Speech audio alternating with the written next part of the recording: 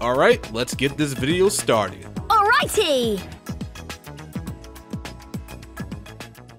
You know, it's a special feeling when you're enjoying a game so much that you just want to keep playing and not put the game down. That you are so enthralled with the game that you will do everything to just keep playing it and discovering new things. Meaning you will search for all the collectibles or do all the post-game dungeons or try to do every side quest in the game. And let's not get it twisted, this is different from being a completionist. A completionist is more than likely completing a game out of some sort of obligation. Where I'm coming from is that you love the game so much that you want to do as much as you can for the sake of spending more time with the game. Because you're just having that much of a great time with the game. So here we are with 5 JRPGs I simply did not want to end.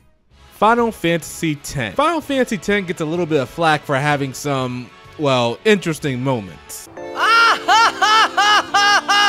But if I had to revisit my top 10 JRPGs of all time, I think there's a strong possibility that Final Fantasy X would be on it. This was the second JRPG that I played back in the day that solidified that I loved this genre and wanted to play more games like it. The first being Xenosaga Episode 1, in case you were wondering. Some people like to remind others that Final Fantasy X is just as linear as Final Fantasy 13, and you might be right about that. But you know what Final Fantasy X has in spades that Final Fantasy 13 lacked, in my opinion at least? Its personality, character, and a world that you actually give a damn about. The moment I stepped into Final Fantasy X, I was captured by its atmosphere, its lure, and pacing. These things mixed together with an elegant turn-based battle system and exceptional music score. I mean, if you're really gonna sit there and tell me someday the dream will end and the Mount Gagaset theme are trash, you don't deserve your ears. Along with the lovable cast of characters, yes, that includes Kimahri, I didn't want to put this game down. When I got to the Xenakon ruins and the theme song didn't change even when I entered battle, I felt a sense of tension and sadness for these characters, knowing that what lied ahead was going to be tough for the party to see through to the end. This game nailed important emotional moments in my opinion without even trying. By the time I got to Cid's ship and I could travel anywhere in the game's world, I was ready to do anything and everything to keep playing the game. So I sank hours upon hours in Blitzball, which I still consider to this day to be the best minigame in a JRPG. I dodged 200 lightning strikes. Really proud of that one as I got it down to a breathing pattern. Played the Chocobo racing minigame for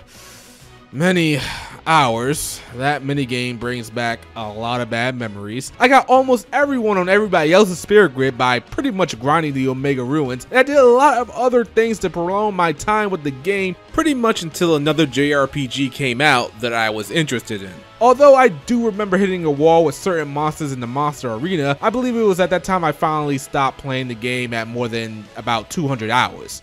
Xenoblade Chronicles Definitive Edition.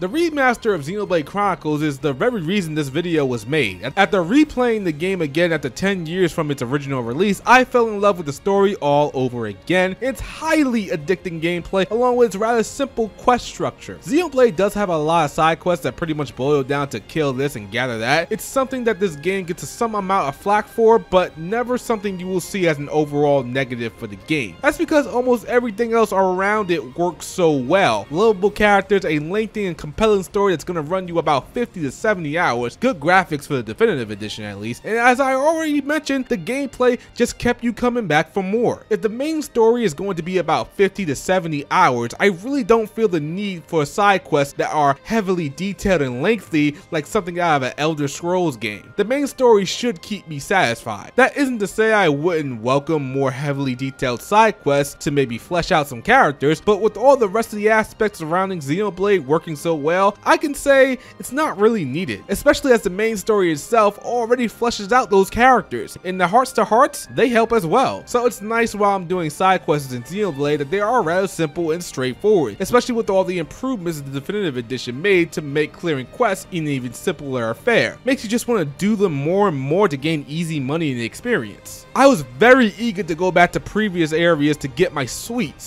revenge on a level 90 monster that decided to attack me while I was was around level 30. I wanted to restore Colony 6 as much as I could. I wanted to 100% an area for all of the items. I wanted to take down all the super bosses before I ended the game. But I couldn't do all that as I knew I had to play other games and I just didn't have time for it anymore. But maybe someday I'll go back and get my revenge of some other super bosses that I didn't get around to beating. Star Ocean Till the End of Time. Star Ocean 3 is another game on this list that gets flack for its very brave plot twist, and people as a result hate the game for that, along with some other gameplay mechanics that are, well, questionable in this day and age. But I still like the game and still think it's one of the best Star Ocean games. I mean, really, it can't be the worst Star Ocean game since Star Ocean 5 exists. And to be honest with you guys, I don't even know if I still own a copy of Star Ocean 5, and I don't care to check. Anyway, getting back to Star Ocean Till the End of Time, it was a game that I fell in love with in the post-game. In fact, I believe it was the first JRPG I played in which I decided to do most, if not all, the extra content. Getting through the Maze of Tribulations was a taxing affair as I was fairly new to post-game dungeons and didn't really understand why the enemies were so dang strong. This was back in 2004 when I was just starting out with JRPGs. I literally remember asking the question, why are the enemies here so much stronger than the enemies in the final dungeon? That doesn't make any sense. Guys, you have to understand, I was a noob to JRPGs back in 2004. Eventually, I realized I needed to level up more in the final dungeon to take on the dungeon that appeared after I beat the game. Again, I was a noob. Shut up.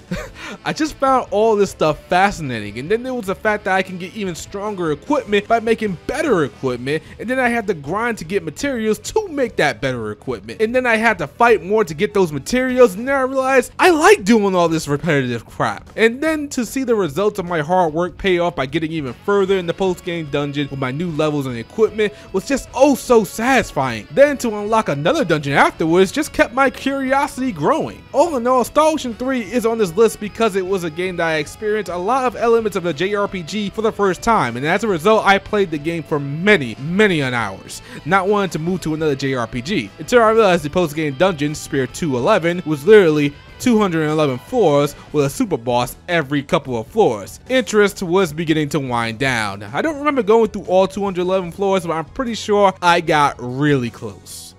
Tales of the Abyss.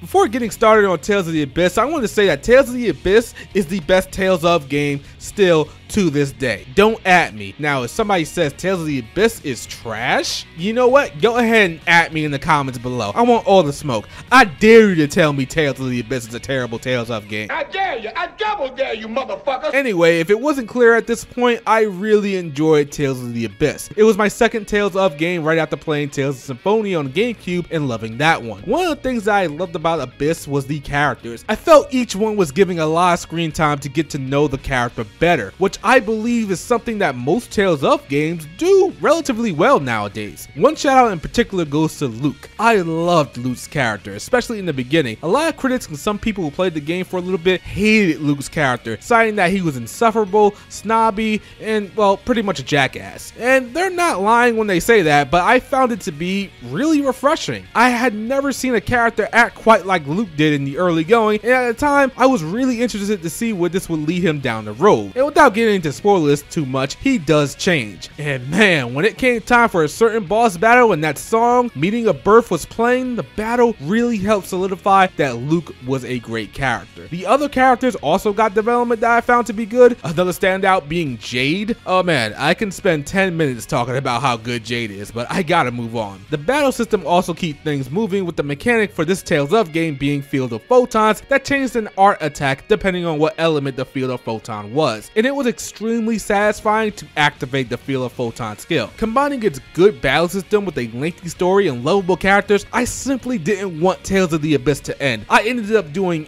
every single thing I could do in the game. I finished every side quest, got everyone's most powerful weapon, got all the costumes I could get in a run. I'm pretty sure I played the game so much that after I was done with the game, I could buy anything I wanted from the grade shop in a New Game Plus run.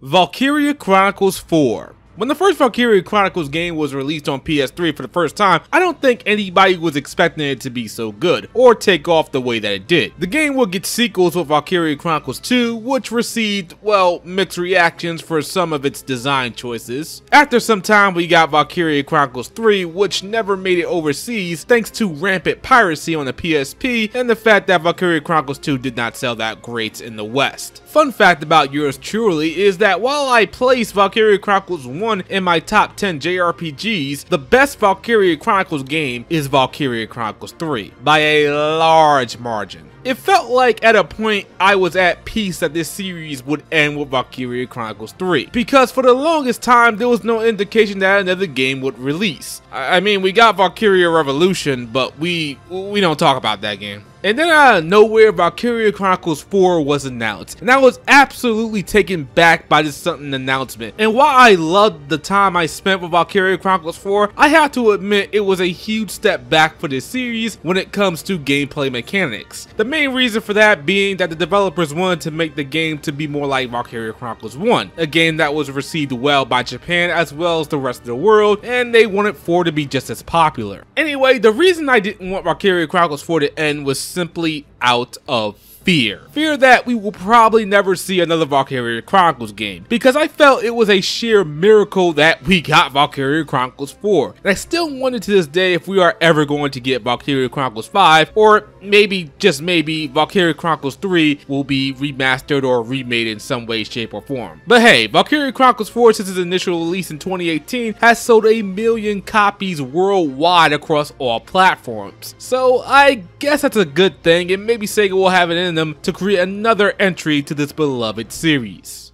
Well guys, there you have it. 5 JRPGs I love so much I didn't want to put them down. Let me know if you have any JRPGs you really enjoyed playing that you just couldn't walk away from. As always, remember to buff that like button if you enjoyed this video, and subscribe of course if you are new to the channel and want to see more, and join Notification Brigade if you want to know when I'm live streaming or uploading a new video. Anyway guys, that's it for now. I'll see you all next time. Peace.